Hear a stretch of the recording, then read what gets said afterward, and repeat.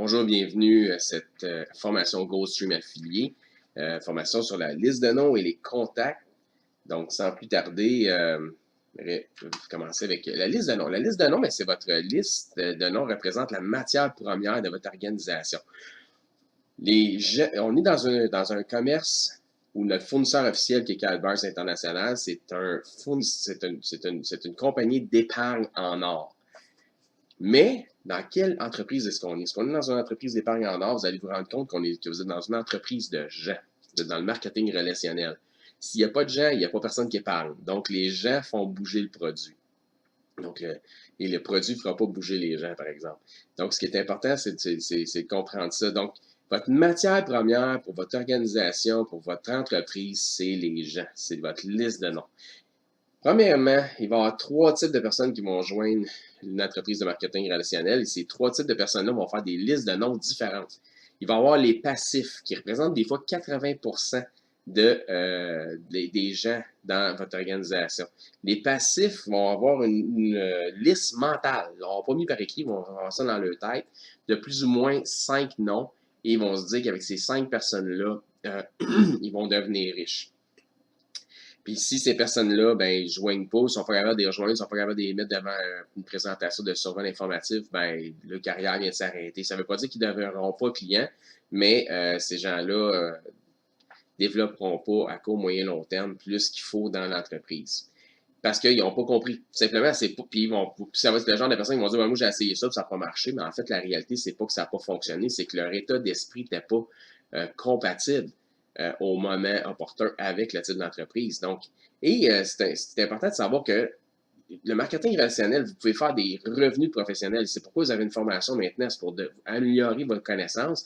C'est comme si vous étiez à l'école. Donc, c'est important de développer cette profession-là, notre façon de faire, notre professionnalisme, pour comprendre que justement, c'est pas avec 4 ou 5 noms que tu vas faire une business. Puis c'est pas avec 4 ou 5 noms que tu vas faire une business dans n'importe quoi dans le monde, de toute façon. Tu ouvres un restaurant sur le coin d'une rue demain, c'est pas avec 4 ou 5 clients puis tes meilleurs chums que tu vas pouvoir devenir millionnaire. Là. Il va falloir vraiment que tu fasses de la publicité, du marketing, etc. Tu chercher une banque de clientèle qui sont en général des gens que tu ne connais pas, mais qui vont vouloir vont avoir part à ton commerce. Maintenant, ensuite, tu as les amateurs. Les amateurs, eux autres, vont faire un effort basé sur leur connaissance du moment et sur leur vouloir. C'est-à-dire, c'est des gens qui veulent réussir. Ils vont faire une liste de noms de plus ou moins 100 noms. Certains, c'est 40, donc 150, mais plus ou moins 100 noms. Puis ce qui va se passer avec ça, c'est que plus leur liste de noms, et ils vont développer dans l'entreprise, il va se passer quelque chose, mais plus que leur liste de noms va ratisser, plus ils vont devenir angoissés puis anxieux, ils vont se dire, voyons, qu'est-ce que je vais faire quand j'aurai plus de noms. Puis à la suite, ben, tu as les professionnels. Les professionnels, c'est ceux qui ajoutent continuellement des noms sur leur liste. Donc, passer du niveau amateur au niveau professionnel, devenir un pro. Choisissez de devenir un pro dans l'entreprise et vous allez faire des revenus de professionnels, effectivement. Donc, comment bâtir une liste? Il y a plusieurs outils qui peuvent vous aider. Il y a même, vous pouvez trouver facilement une façon qui va vous aider, là, des listes qui vont vous dire, ben là, connais-tu un mécanicien, connais-tu un plombier, connais-tu, donc, et où connais-tu un François, connais-tu une Francine, connais-tu un Marc? Donc, des choses dans même qui vont vous aider à sortir les noms de votre esprit, les mettre sur papier, parce que votre richesse, ben, c'est votre liste de noms. Plus qu'elle va être grande, plus que votre organisation va être grande aussi. Si vous savez comment faire une liste de noms, vous allez pouvoir renseigner aux gens comment faire une liste de noms. Donc, puis mettez-vous pas de filtre en préjugeant les personnes. Laissez-les choisir elles-mêmes si elles doivent ou non prendre part à cette opportunité. Aujourd'hui, il y a des outils phénoménaux comme Facebook qui nous permettent de garder des contacts avec les personnes, avec les gens, que de longue date, des gens qu'on était à l'école primaire même. Donc, des choses de même, des vieux voisins, des vieilles voisines, des choses comme ça. Et avec l'application Messenger qui est attachée à Facebook, il y a des choses assez phénoménales qu'on peut accomplir en bâtissant du marketing relationnel avec ça. Donc, la famille, les amis proches, la belle famille, les connaissances, le travail, les gens d'association, des gens qu'on a fait du sport avec, que nos enfants ont fait du sport avec, les parents des amis de nos enfants, les activités, etc. Donc, toutes ces choses-là, professeurs, tous ces gens-là, on peut les mettre sur des listes de noms. Est-ce qu'on va passer à travers toute cette liste-là? Peut-être pas. Mais au moins, on va se les avoir sortis de l'esprit. Puis quand l'opportunité va être là, ben, tu sais, des fois, ce que tu cherches te trouve. Donc, si tu mets leur nom sur papier, ça se peut que hey, tu rencontres dans un centre d'achat ou peu importe. Donc, tu fais une connexion, puis à ce moment-là, hey, tu sais, donc, c'est un petit peu ça le principe. Sortez-vous ça de votre esprit, mettez-les sur papier, puis il y a des chances que vous rencontrez ces gens-là par la suite. Donc, les listes de connaissances sur votre téléphone cellulaire, listes de, de courriels, listes aussi de textos ou des anciens agendas, des agendas que vous avez des rendez-vous que vous avez eus. Donc, ces choses-là, si vous regardez vos agendas des anciennes années, vous allez trouver plusieurs choses à travers ça. Donc, c'est tous des outils qui peuvent vous aider à bâtir une liste de noms la plus grande possible. Après avoir bâti votre liste de noms, il va résulter de ça 3 types de marchés. Et c'est en relation avec votre cercle d'influence. Un cercle d'influence, c'est soit les gens qu'on influence, soit les gens qui nous influencent. Donc, il y a le marché chaud, les amis proches, les relations fréquentes, la famille, etc. Ça, c'est le marché chaud. C'est les gens qui sont proches de nous. Ça, les gens qu'on côtoie au quotidien. Les marchés tièdes, c'est des connaissances. C'est des gens qu'on côtoie moins. C'est pas des gens qu'on invite à souper régulièrement. C'est des pseudo-amis, du monde sur Facebook, des relations ou des relations éloignées.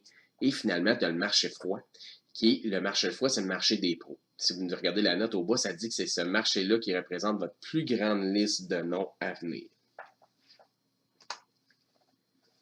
Par la suite, par où je commence? Comment qu'on commence ça? Votre objectif, c'est de permettre au plus grand nombre de gens que vous connaissez de voir le survol informatif. Votre défi, si vous commencez, si vous êtes un nouvel affilié, devrait être de présenter cette opportunité à 10 personnes en 10 jours. Puis ça va créer un momentum de départ de votre nouvelle entreprise. Notez qu'une personne, un couple, par exemple, si vous montrez un couple, ça représente une personne. Donc, si vous préférez 10 personnes, un couple égale une personne. Donc. Mais n'oubliez pas que ce que je vous présente là, ce que vous voyez là comme information, si jamais dans votre ligne de parrainage, votre leader le plus proche vous dit non, moi, c'est pas comme ça que j'aimerais qu'on fasse les choses, suivez ce que cette personne-là vous dit. Parce qu'il n'y aura jamais autant cette personne-là qui va avoir à cœur votre intérêt que moi. Donc, c'est vraiment, si vous êtes dans mon équipe, ben, ce que je vous enseigne là, bien évidemment, vous pouvez prendre ça pour du cash. Mais si vous n'êtes pas dans mon équipe directe, à ce moment-là, vérifiez avec les personnes dans votre ligne de parrainage pour voir si ce que moi j'enseigne, ça va en ligne de compte avec ce que votre ligne de parrainage enseigne. Donc, c'est un peu comme un buffet. Prenez ce qui est bon pour vous, laissez faire le reste. Maintenant, quand vous commencez, vous allez commencer avec 2 types de marchés, soit le marché chaud ou le marché tiède. Les amis proches, les connaissances, les pseudo-amis, ces choses-là. Des gens avec qui, quand même, vous avez une connexion. Il va y avoir 4 types de rencontres que vous pouvez faire pour développer et démarrer votre entreprise. Soit les réunions d'affaires privées. Ça se passe soit à la maison, soit dans un bureau d'affaires. Exemple, si vous commencez, puis on vous dit je vous propose de vous présenter à 10 personnes en 10 jours, puis vous faites une réunion d'affaires chez vous, puis il y a 10 personnes, ben votre 10 personnes en 10 jours, il est fait juste dans une réunion d'affaires à la maison. S'il y avait 6 personnes, il en reste 4 à montrer pendant les jours qui restent. Donc, ça va vraiment facile. Il y a les présentations 2 à 1. Il y a une présentation 2 à 1, c'est que vous prenez quelqu'un dans votre ligne de parrainage, vous prenez un rendez-vous avec un prospect, quelqu'un de vos amis proches, votre famille, encore une fois, vous allez, par exemple, dans un Tim Hortons, ces choses-là, et vous présentez en identifiant votre personne de votre upline qui va faire le survol ou présenter le survol informatif à votre prospect. Et vous finissez idéalement peut-être aussi avec un appel à 3. Ça, c'est une bonne façon. L'appel à 3, ne pas mépriser cet outil-là, c'est vraiment génial. C'est-à-dire que lorsque le survol est fini, il dit, regarde, j'ai un associé à qui j'ai parlé, j'ai dit que je te voyais, il veut absolument te parler et permets-tu qu'on l'appelle? Donc, tu appelles la personne, tu appelles quelqu'un dans ta ligne de parrainage, tu dis, hey, bonjour, comment ça va? Tu as vu ça? Tu connais telle personne? Oui, je suis bien content que tu sois ami avec cette personne-là. Écoute, c'est quoi? Qu'est-ce que tu as vu? Qu'est-ce que tu as aimé le plus dans ce que tu as vu du survol informatif? Good. Quand est-ce que tu penses que tu pourrais commencer ou as-tu des questions? Donc, c'est vraiment comme ça que ça va se dérouler. Donc, troisième chose, c'est la présentation de 1 à 1. Même chose, la présentation de 1 à 1 vous permet de présenter le survol avec quelqu'un, soit vous allez chez quelqu'un, vous asseyez avec, vous regardez un lien YouTube, ces choses-là, une présentation virtuelle, soit vous faites la présentation, le survol informatif vous-même, et vous finissez toujours avec l'appel à 3. Et il y a la présentation virtuelle. Donc, vous pouvez envoyer quelqu'un un lien, voir une présentation virtuelle, soit en salle virtuelle, soit une présentation préenregistrée. Quand je parle de présentation, je parle toujours du survol informatif. Donc, l'approche téléphonique, comment on rejoint les gens au téléphone? Bien, première chose, il ne faut pas avoir l'air d'un quêteux, comme on voit là. Donc, vous ne vous commandez pas, vous proposez quelque chose, puis vous gardez le contrôle de la conversation. Donc, on parle d'avoir ici une posture d'affaires. Si vous restez en contrôle, si vous donnez si vous laissez comprendre à la personne que c'est une faveur que vous lui faites et non pas que c'est une faveur qu'elle vous ferait, à ce moment-là, vous gardez une posture d'affaires tout le long de la conversation. Donc, c'est vous qui posez les questions. Celui qui pose les questions, c'est celui qui contrôle la conversation. L'approche téléphonique, c'est très important de ne pas expliquer au téléphone. Proposer une divulgation complète, c'est-à-dire quand, lors de notre rencontre. Je vais te donner tous les détails. Je suis prêt à te donner les détails quand, lors de notre rencontre. Quelqu'un qui vous pose des questions au téléphone, vous dit « Ouais, mais c'est quoi? » C'est pas « Mais là, je peux pas te le dire au téléphone. » Ne faites pas ça. N'allez pas vers une négation. Ne dites pas « Je ne peux pas te le dire au téléphone. » Allez-y vers une divulgation complète. Dites oui, ça va me faire plaisir. Ben justement, ça me ferait plaisir de te donner tous les détails. C'est pour ça que je t'appelle. Quand? Lors de notre rencontre. Donc, ça va me faire plaisir, regarde, ça va me faire plaisir de te donner exactement tous les détails. Aussitôt qu'on va se rencontrer, on va pouvoir voir ça tout ensemble. Pas plus compliqué que ça. Fait que dites pas, non, je peux pas te dire ça au téléphone, là, ça marche pas, là, tu sais. Là, vous venez de tomber dans un argument négatif. Au contraire, mettez ça positif. Donc, l'approche téléphonique. Moi, la façon que j'enseigne mes gens, c'est ne parlez pas d'investissement. Ne parlez pas d'or, ne parlez pas d'épargne, ne parlez pas de carré barre. Demeurez professionnel et mettez les chances de votre côté. Si vous parlez de ces choses-là, vous allez mettre les chances contre vous parce que vous allez tomber dans un argument téléphonique. Vous ne voulez pas tomber dans un argument téléphonique. Vous ne voulez surtout pas entrer dans un débat. Conservez à l'esprit, c'est quoi l'objectif? L'objectif, c'est de présenter le survol informatif à votre prospect. C'est que cette personne-là voit le survol informatif. Donc, l'approche par curiosité va toujours être l'approche la plus puissante. Donc, si vous laissez un élément de curiosité dans votre approche, la personne va être obligée de dire si. Ce que ça va faire, c'est que l'approche par curiosité va faire en sorte que ça va déceler si la personne a un esprit ouvert, puis si possiblement est à la recherche d'un plan B financier.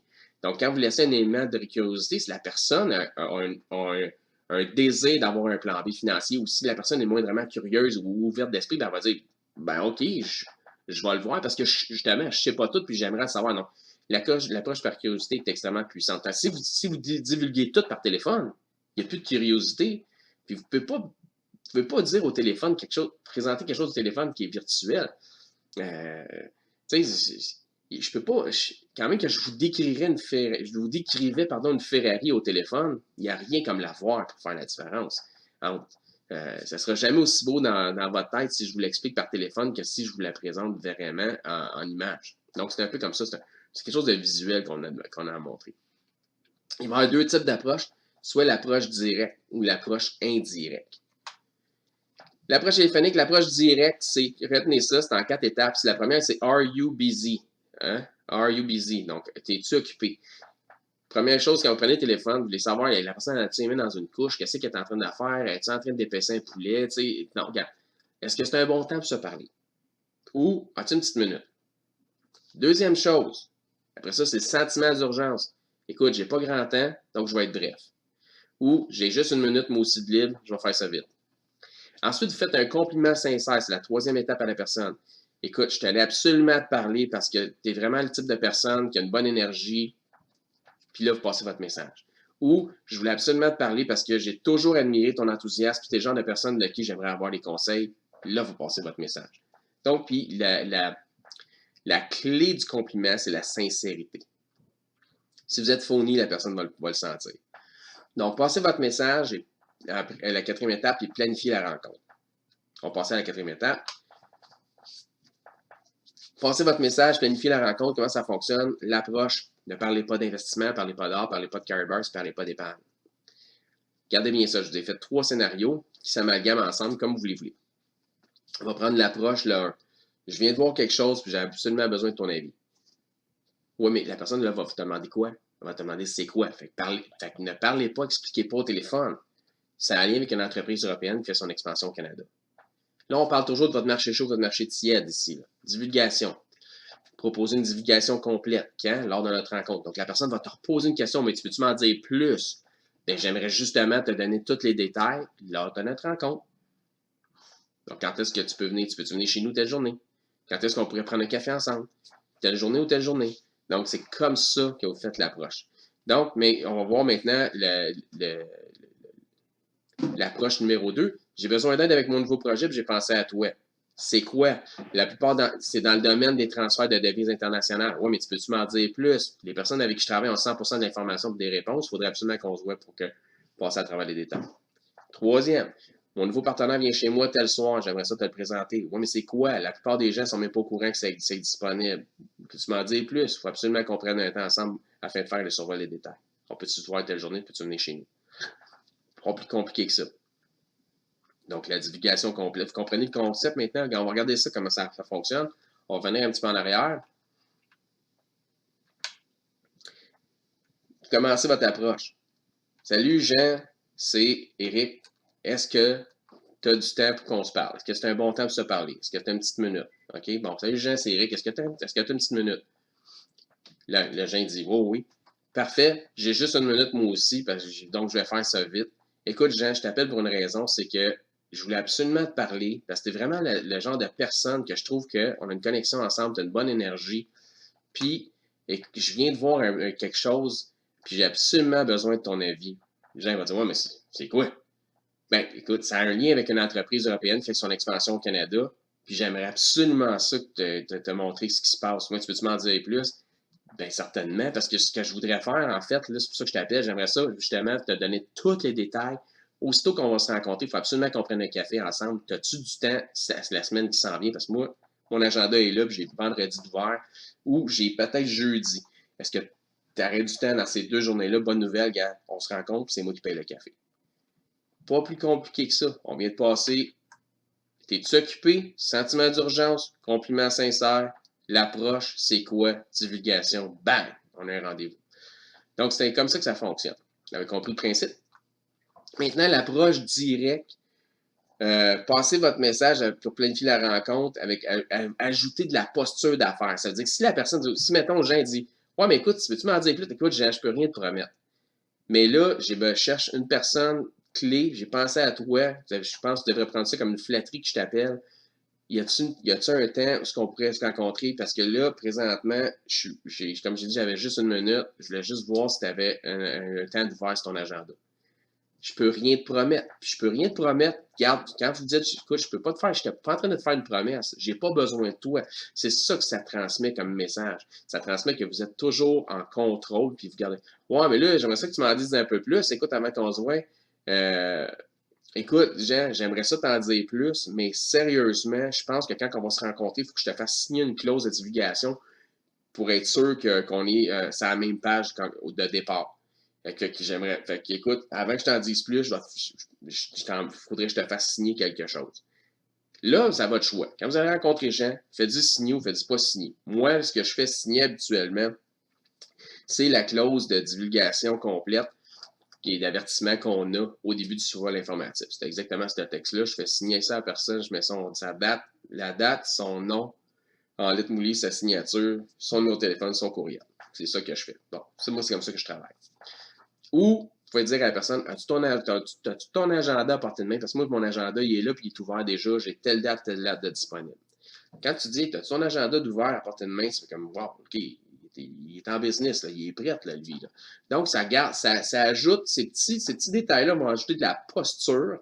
Donc, vous vous tenez debout, vous n'êtes pas en train de quêter, vous ajoutez de la posture à votre contact. Donc, demeurant en contrôle de la conversation, c'est vous qui posez des questions. J'ai même, dans certains cas, des gens qui posaient un petit peu trop de questions. Je dis, écoute, t'as un permis de conduire, toi, t'as une voiture, hein? Oui, mais, oh, oui, ou t'es bilingue, je ne me trompe pas. Oh, oui, je suis bilingue. Pourquoi maintenant que c'est pas un prérequis? C'est juste, je voulais juste savoir, juste pour mon information personnelle. Écoute, regarde, je n'ai pas grand temps, mais je t'ai dit tantôt, on peut se rencontrer telle journée, telle journée. La seule raison pourquoi je me demandais, t'as-tu un permis de conduire, puis t'es-tu bilingue? La seule raison, c'était pour regarder le contrôle. Je voulais juste poser des questions pour montrer que j'étais en contrôle, comme si je permettais à la personne d'avoir une entrevue avec moi. C'est un petit peu comme ça. Donc, gardez votre posture d'affaires. Vous avez une immense... Vous n'avez pas une petite business, vous avez une entreprise phénoménale une banque de clients de 500 000, de plus de 500 000 clients, qui est dans 120 pays différents, qui est sans dette. Ça, c'est votre fournisseur officiel, puis vous pouvez faire des revenus professionnels dans cette entreprise-là. Vous avez quelque chose de solide entre les mains. Si les gens ne l'ont pas vu de vous, ils ne l'ont pas vu tout simplement. Donc, l'approche indirecte.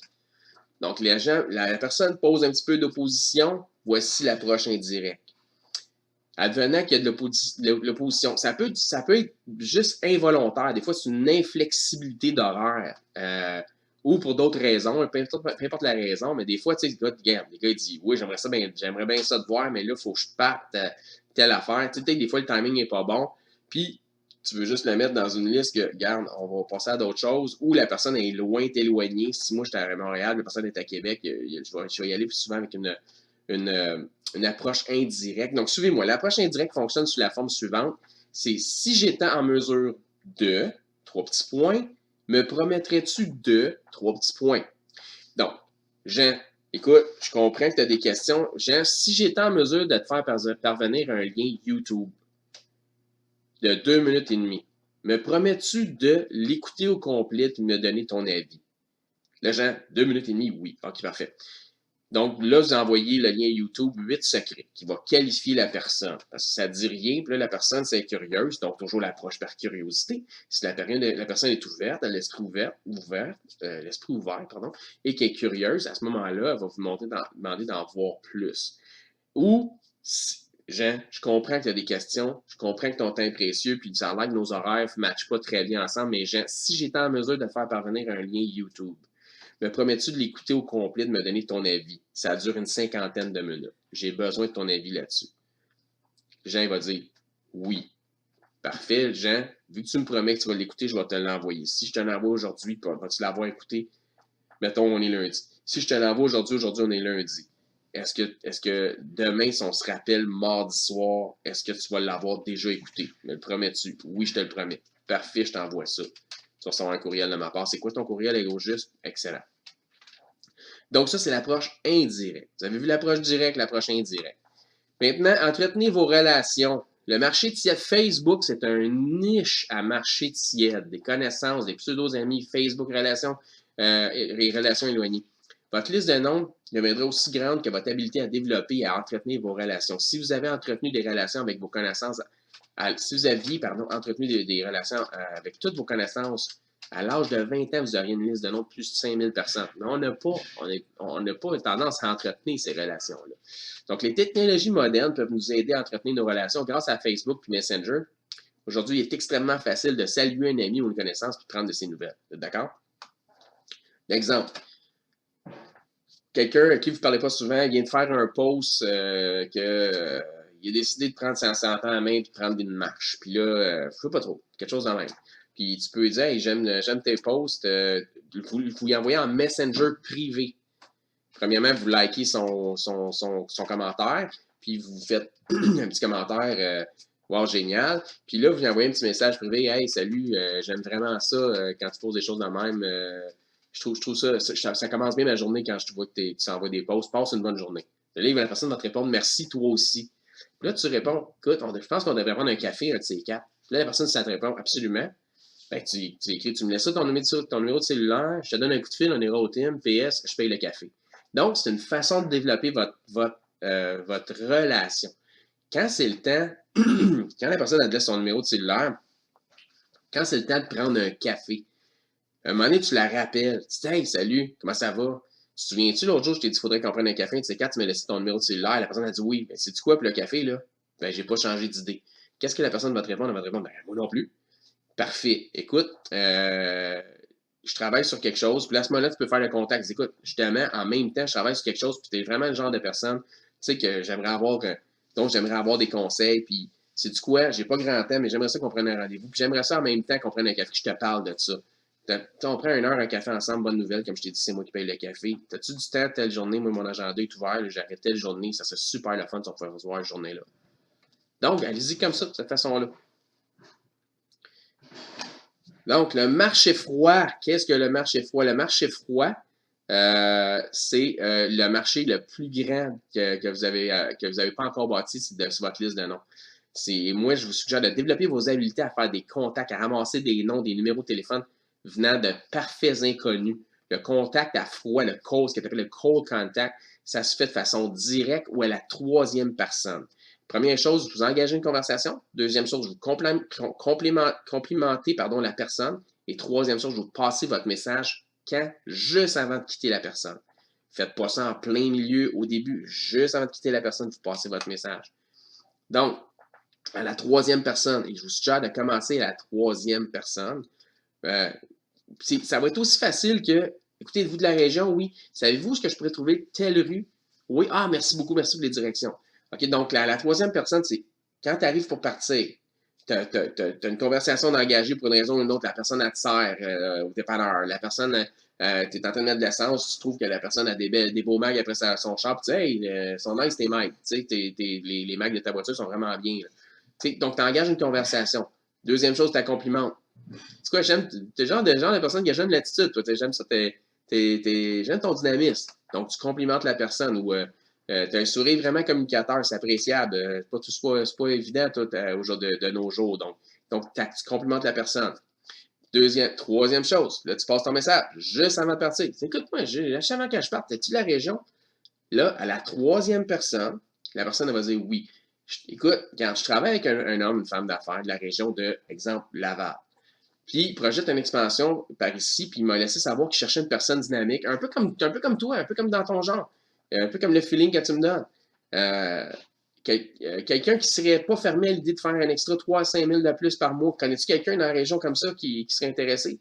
Souvent, la personne va dire quoi? Elle va dire oui, moi, mais ça dépend à quoi. OK? Fait que si elle dit oui, moi, ben tu dis absolument. Tu sais, écoute, puis là, elle va dire ça dépend. Ben, ça dépend, c'est quoi? Tu dis ben oui, absolument. Écoute, j'étais un peu pressé. Donc, vous mettez un sentiment d'urgence. J'étais un peu pressé. J'ai pas tous les détails. Parce que vous êtes à la troisième personne, vous n'avez pas besoin d'avoir tous les détails.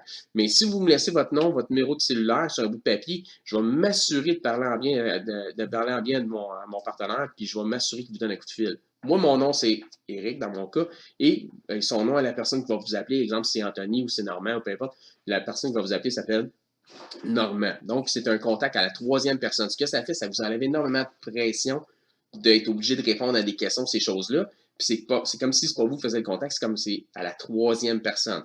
Donc, ça peut être plus facile de faire un contact à la troisième personne qu'à une personne que de façon directe. Maintenant, pour les plus hardcore, c'est la version directe. Donc, vous êtes de la région? Écoute, je suis dans le domaine du transfert de devises, puis je me cherche justement une nouvelle. N'oubliez pas, vous avez fait la conversation, le compliment.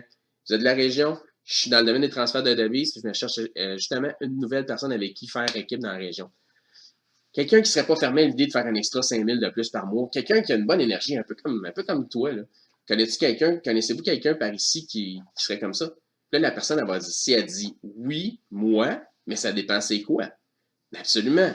Écoute, j'étais un peu pressé, donc sentiment d'urgence. Je peux rien te promettre, posture, mais le mieux serait qu'on prenne un café ensemble pour voir si on a vraiment une bonne chimie, puis pour faire un survol des détails. Écoute, je crois que je dois avoir une carte d'affaires quelque part, puis ça, c'est le secret. Vous avez une carte d'affaires. Et évidemment, si c'est marqué Carrot Bars en gros sur votre carte d'affaires, vous êtes fait à l'os. Mais si c'est marqué transfert de devises, ça va bien. Donc, l'idée, c'est d'avoir une carte d'affaires avec quelque chose d'écrit en avant, puis rien en arrière, blanc, facile d'écrire en arrière. Voyez, regardez ça. Je crois que je dois avoir une carte d'affaires. Donc, vous n'avez pas deux cartes d'affaires, vous avez une carte d'affaires. Voici ma carte. Là, vous ne lui laissez pas votre carte d'affaires. Tu dis, es-tu en mesure d'écrire ton nom, ton numéro de téléphone en arrière? Écoute, je te promets que aussitôt que j'ai une chance, je vais te donner un coup de fil. Donc, la personne, elle a vu que tu as ta carte d'affaires, elle comprend que tu es en business. Mais elle n'a pas ta carte d'affaires. Parce que donne pas ta carte d'affaires en disant à quelqu'un, ben, appelle-moi. Ça pourrait arriver que la personne te rappelle, il y a peu de chances que la personne te rappelle. Aussitôt que j'ai une chance, je te promets que je t'appelle. J'aime ton dynamisme. Donc, la personne écrit son nom, son numéro de téléphone. Là, mettons, c'est Johnny. Johnny, parfait, content de t'avoir rencontré. Aussitôt que je me libère, aussitôt que j'ai une chance, je te rappelle. Puis là, tu dis, écoute, désolé, si tu dis, as-tu une autre carte d'affaires? Non. Là, tu dis, non, je n'en ai pas d'autre. D'habitude, je me suis même chanceux d'en avoir une. Tu dis, de toute façon, je suis tellement dur à rejoindre, ça n'a pas de sens. Aussitôt que j'ai une chance, je te rappelle. Donc, tu montres à la personne que tu es occupé. Les gens veulent faire affaire avec quelqu'un qui s'en va quelque part. Donc, quelqu'un qui s'en va quelque part, c'est quelqu'un d'occupé. Donc, c'est vraiment ça. J'espère que ça vous aide. Donc, sur ça, je vous souhaite un immense succès à tous. Si vous avez des questions, eh bien, vérifiez avec les personnes qui vous ont permis de voir cette information, cette formation. Et sinon, si vous me connaissez personnellement, venez me voir, vous avez des questions, je vais pouvoir vous aider. Merci et bonne journée.